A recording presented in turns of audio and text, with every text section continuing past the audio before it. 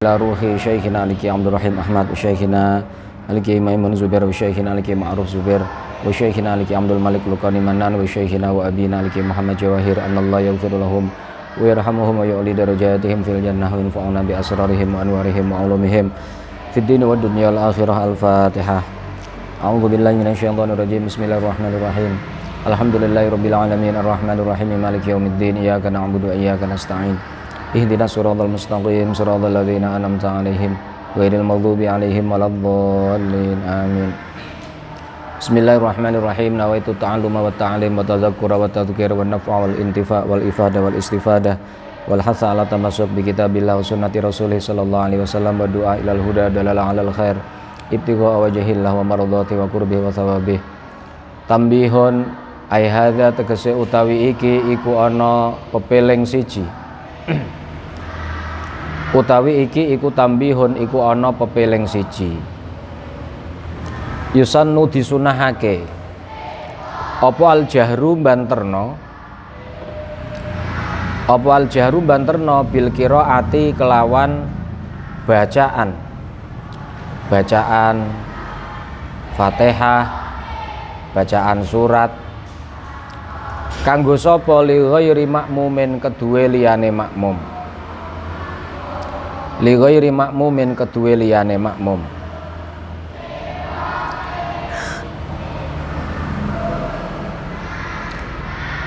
fi subhin ing dalem salat subuh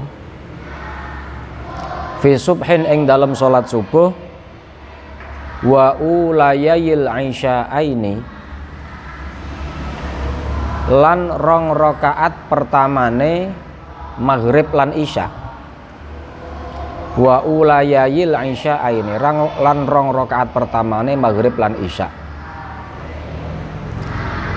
Wa jum'atin lan ing dalem salat Jum'ah.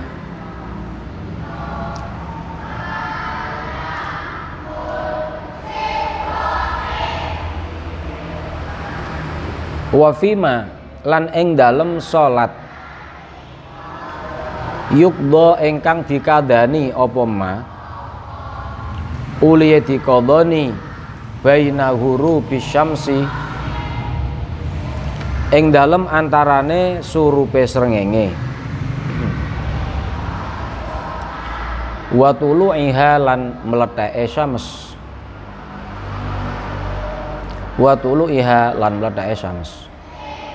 wa fil aidaini lan ing dalem salat riyaya loro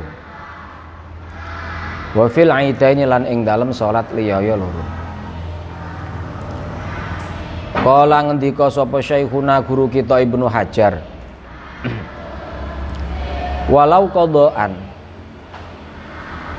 senajan anane salat riyaya iku qadha walau qadaan ay walau kanat salatul aidaini qadaan wa tarawih lan salat tarawih wa witri ramadhana lan witire wulan Ramadan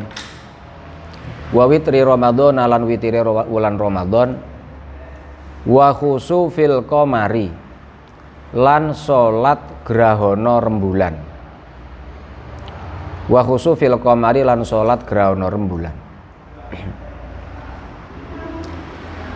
wa yukrahu lan den makruhake lil makmumi kedue makmum apa sing dimekruhna apa al jahru apa mbanterake qiraah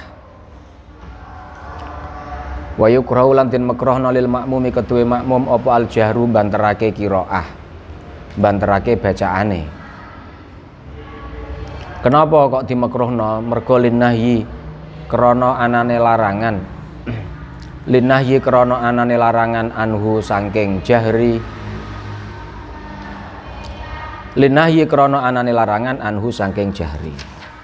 pada bab ini menerangkan tentang tempat-tempat di mana seorang yang sedang sholat itu disunahkan mengeraskan bacaan. Orang yang sholat disunahkan mengeraskan bacaan itu ketentuannya yang pertama, dia seorang yang sholat sendirian. Yang kedua, dia seorang imam. Ghairu makmum iku isine wong salat dhewean utawa imam. Dia disunahkan mengeraskan bacaan. Salat yang disunahkan bacaannya dikeraskan itu apa? 1. Salat subuh.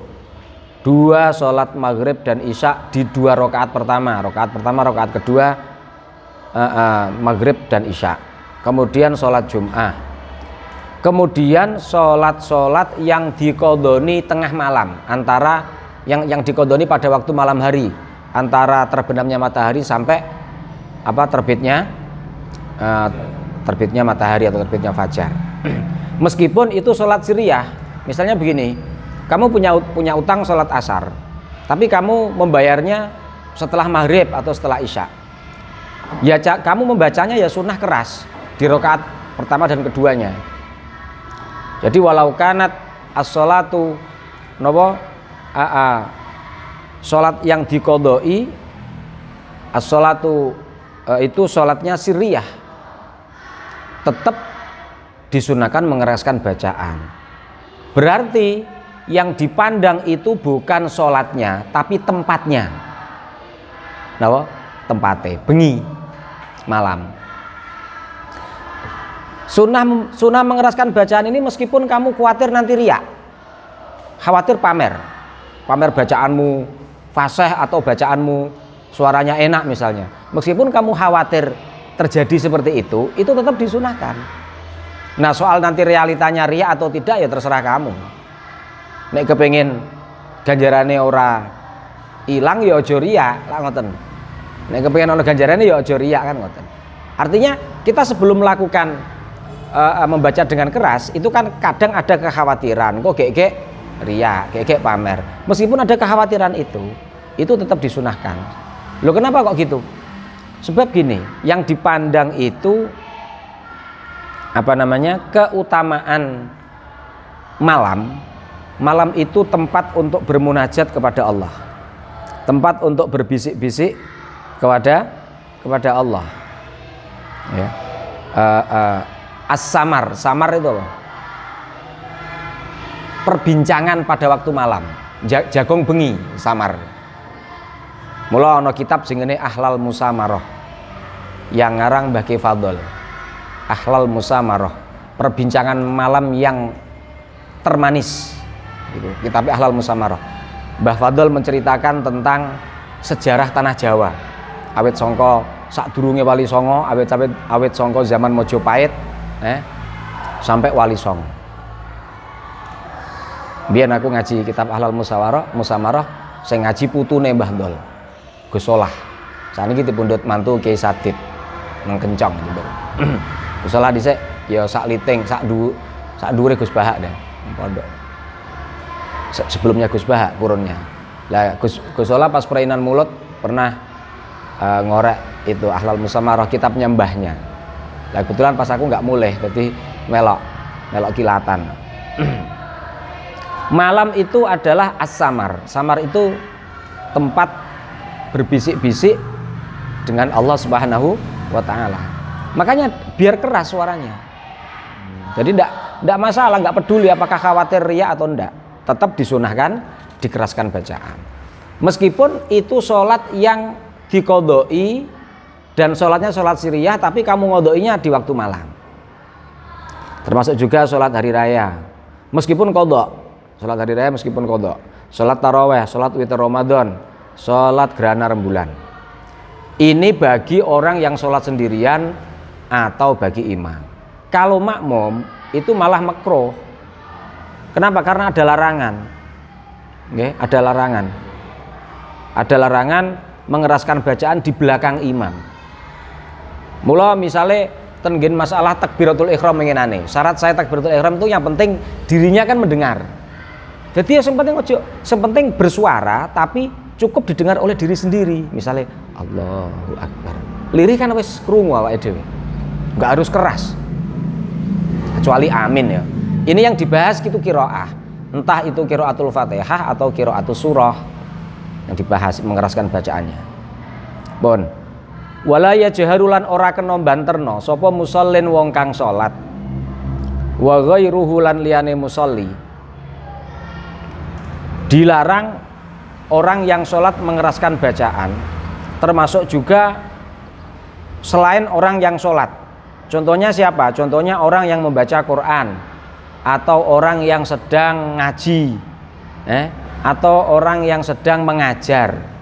Itu jangan sampai mengeraskan bacaan ketika insyawasa lamun ganggu sopo musolli, ganggu ala nahwina imin ing atase ngupamani wong turu, au musallin utawa ganggu ngupamani wong salat.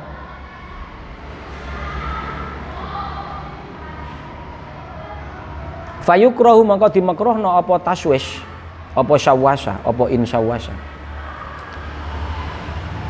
bagi orang yang sholat maupun orang yang membaca Quran, atau orang yang mengajar, atau orang yang sedang berpidato, misalnya wa'id, memberi mau'idhah, itu jangan sampai mengeraskan suara ketika mengganggu orang tidur atau mengganggu orang yang sholat. Maka ketika terjadi gangguan terhadap orang yang sedang tidur atau orang yang sedang sholat, hukumnya makruh. Hukumnya makruh, kecuali sholat yang memang disyariatkan agar dikeraskan bacaan. Misalnya maghrib rakaat pertama, ono wong turu, ya salah dhewe maghrib kok turu. Lagi jamaah isya, suaranya banter, ono wong turu keganggu, kan sing salah sing turu. Jadi kita membaca Quran, keras suaranya sampai menimbulkan taswis, ganggu ke orang lain, itu hukumnya kalau di kitab sini makruh, mengganggu orang tidur, dilarang. Sementara kita itu kadang memahami syiar itu justru dengan mengeraskan suara. Nggih mboten? Wayah Ramadan deres Quran di speaker tengah wengi jam 12 sijik. Wah, iku salah besar itu. Salah besar. Itu bukan syiar. Syiar itu ya orang sekampung datang ke masjid deres bareng lah, itu syiar. Lah wonge wong sitok tok. Ngono wis sing paling tuwek dhewe wis suarane mblera-mblero, bacaane ora fasih, di speaker dhuwur, speaker ning menara. Jam 12 sijik kelik-kelik macane dawa dipendekno, pendek didawak-dawakno ora genah wae. Masyaallah. Itu taswis itu. Kalau kitab sini mengatakan makruh, kalau di keterangan ulama lain mengatakan haram. Mengganggu orang lain ketika mengganggu orang tidur itu haram. Karena jadi segala sesuatu itu ada tata caranya, ada ilmunya. Wong sholat itu loh, sholat, sampai ganggu wong turu ning sandinge misalnya, iku ae makruh, makruh. Kecuali nek sholat yang memang disyariatkan, disunahkan membaca keras. Orang membaca Quran mengganggu orang atau mengganggu orang sholat atau mengganggu orang tidur, itu pun dilarang. Ndi mau fayukrahu kama kaya keterangan fil majmu'i kang tetep ing dalem kitab al majmu'. Wa bahasalan bahas sapa ba'dhum sebagiane ulama alman ing larang ing nyegah minal jahri saking banterno bi Qur'anin kelawan maca Qur'an au ghairihi utawa liyane Qur'an. Uli maca bi hadratil musalli ana ing ngarepe wong kang salat, bi hadratil musalli ana ing ngarepe wong kang salat mutlakon kelawan mutlaknya itu baik mengganggu atau tidak. Ana wong salat kowe maca Quran kok sandinge, iku gak oleh cara sebagian ulama. Mengeraskan bacaannya maksudnya, dilarang mengeraskan bacaan. Kenapa begitu? Ketika ini dibaca di masjid tentunya. Mergo li'annal masjida, karena teman setuhune masjid iku wukifa diwakafna apa masjid alal musallina ing atase pira-pira wong kang salat, ai asolatan tegese ing dalem asline. Dunal muadzi ora kok kanggo pira-pira wong kang pidato, wong kang paring mau'idhah, wal qurra'i lan pira-pira wong kang maca Quran. Mergo masjid itu pada dasarnya diwakafkan itu untuk sholat masjid. Adapun kemanfaatan yang lain itu sifatnya tabe, mengikuti. Berarti kalau kemanfaatan yang bersifat tabe ketika dilaksanakan jangan sampai mengganggu ke kemanfaatan yang sifatnya matbu. Matbu itu yang diikuti, okay? Yang asli. Kemanfaatan masjid yang asli itu untuk sholat. Sementara untuk ngaji, untuk dibaan, untuk nopo, terus Quran, untuk macam-macam lah, muludan, itu sifatnya tabe, mengikuti. Tapi kemanfaatan yang pokok ini untuk sholat. Berarti kalau kemanfaatannya pokok itu sholat, ini boleh dilaksanakan asal tidak mengganggu yang pokok. Kowe ngaji nang masjid, ya gak apa-apa, sing penting aja ganggu wong sholat. Kowe nopo? Gawe acara nopo? Misale mujahadah nang masjid, gak apa-apa. Tapi jangan sampai mengganggu orang sholat. Ngaji terus apa neh? Dibaan, terbangan nang masjid. Monggo, tapi jangan sampai mengganggu orang sholat. Soalnya apa? Soalnya li'anal masjid wukifa alal musallina ay as-sholatan dunal wu'at wal qura. Di semua waktu. Iya, semua waktu. Meskipun seumpami wonten terbangan terus wonten musafir dugi tengah wengi sholat. Ya. Mandek sik.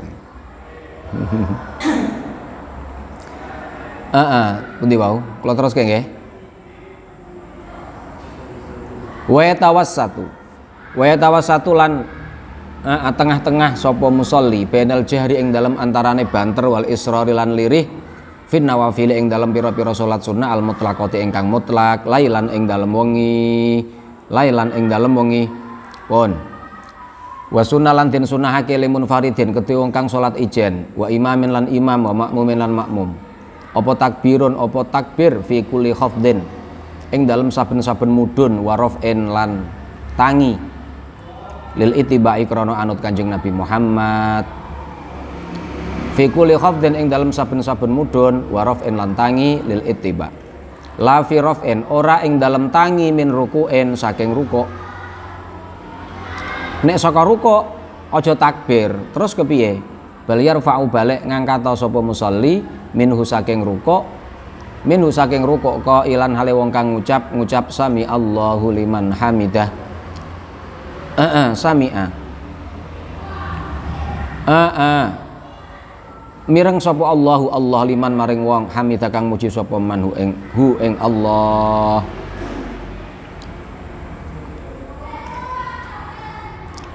Wa sunnalan den sunahno apa madduhu ndawakno takbir ayat takbiri tegese ndawakno takbir ila ayyasila tumeka yen to tumeka sapa musolli tumeka ilal muntaqali ilaihi maring rukun ingkang dipindhahi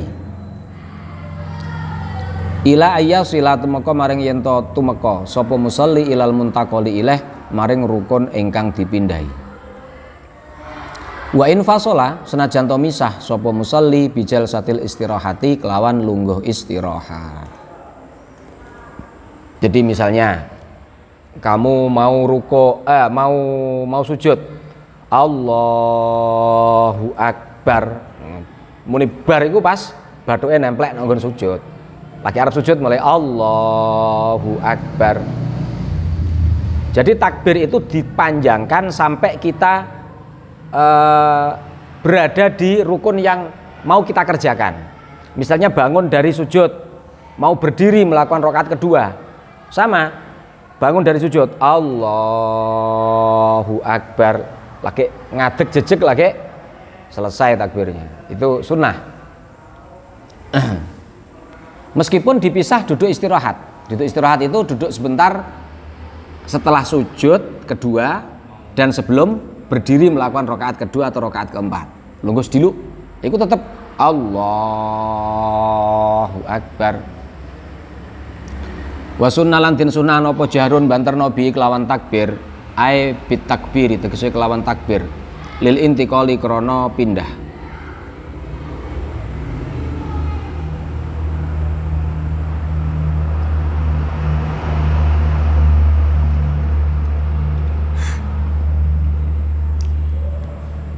Lil intiqali krana pindah contone kata harumi kaya takbiratul ihram. kataharumi hale ngono ae. Hale kafe litangdzir la litamsil. Kataharumi hale kaya disunahnone banter nalika takbiratul ihram. Disunahkan mengeraskan bacaan takbir untuk berpindah dari satu rukun menuju rukun yang lain, sebagaimana disunahkan mengeraskan takbir saat takbiratul ihram. Kanggo sapa? Banterno takbir sunnah ngene iki li imamin, kedua imam. Apakah imam saja? Tidak. Wa kadzalan iku kaya mengkono-mengkono imam, mubalighun utawi wong kang nyampekno suarane imam. Nek cara kene ngarani Bilal. Itu bahasa fikihnya mubalig. Mubalig iku sing tukang ngono kuwi. Nek cara kene mubalig iku tukang pidato. Lah nggih. Nggih napa mboten? Mubalig cara kene tukang pidato. Nek nggon bahasa fikih mubalig niku napa? Tukang Bilal. Tukang menyampaikan suaranya imam.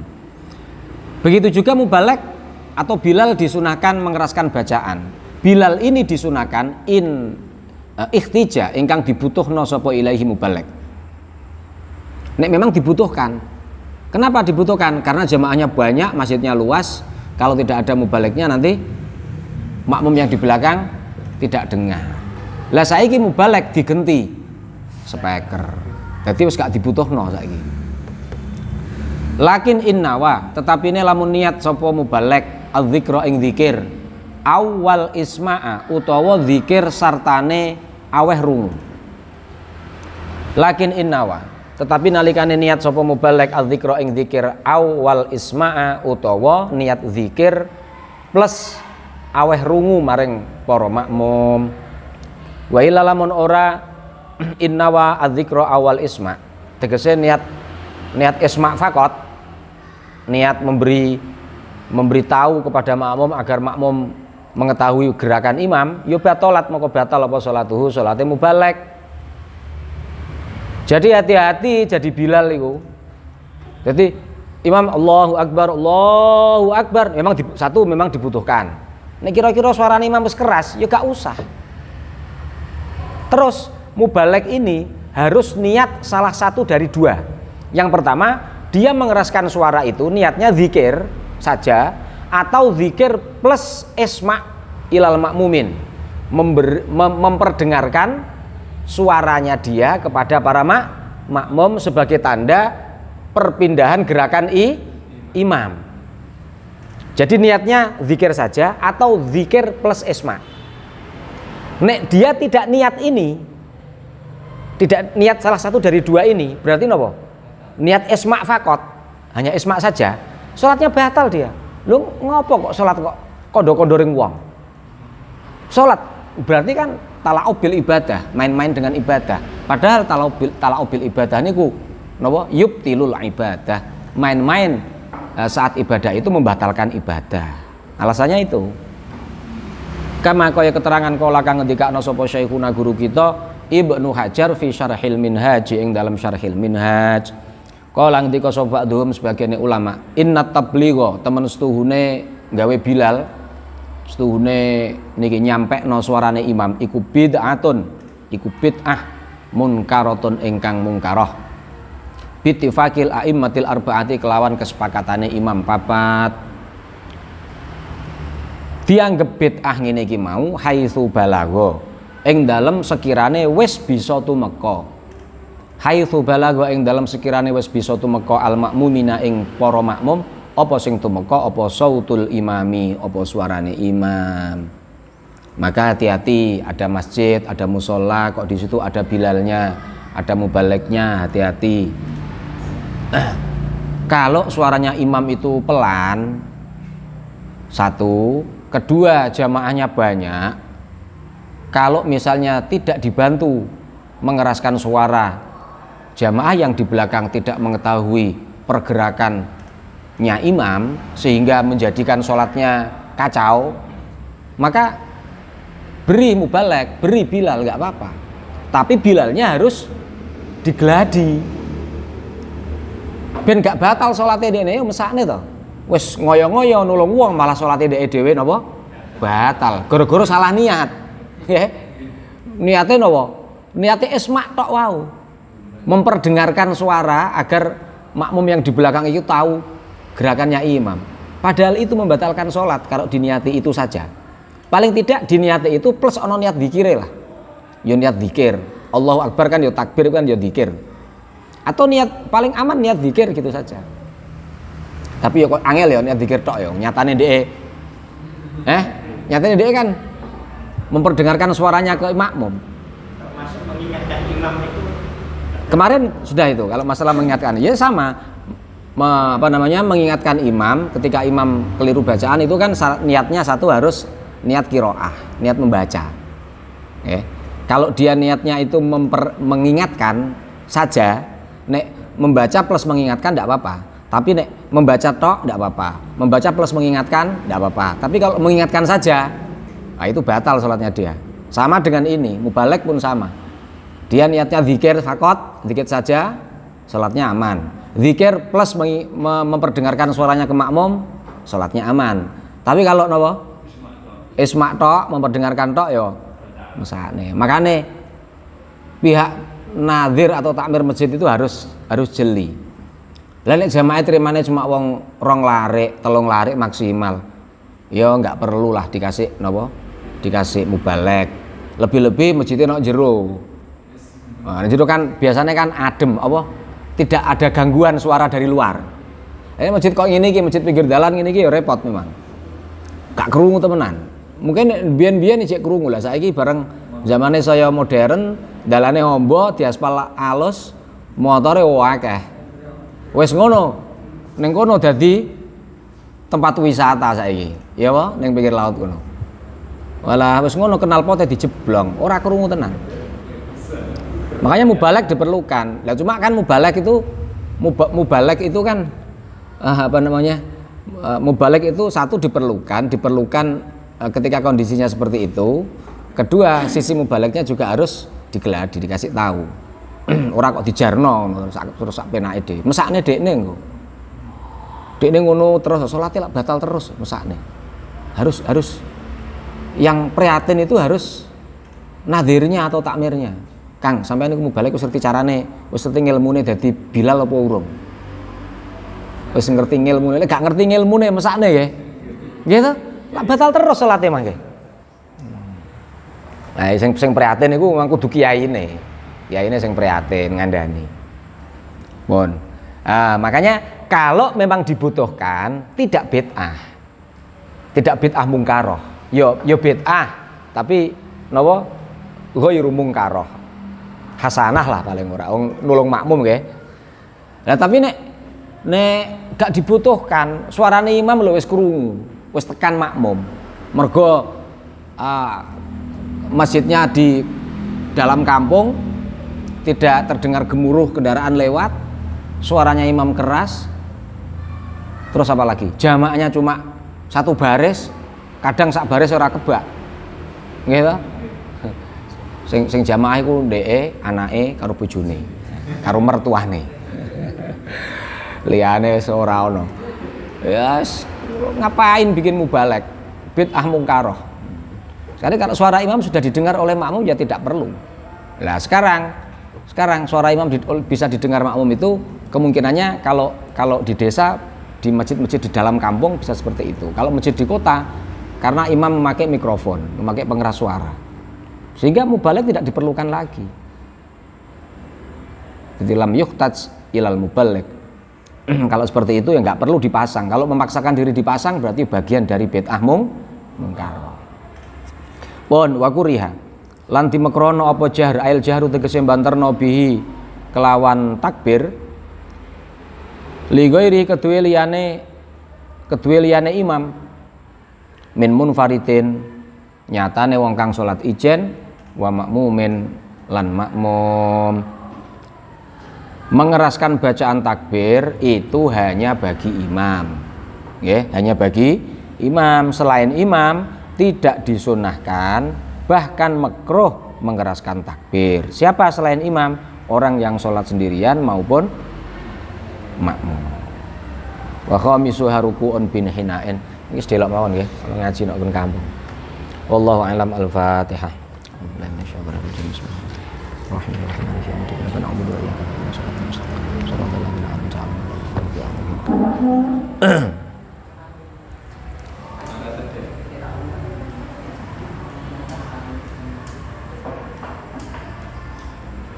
Kumpulannya kan Budi?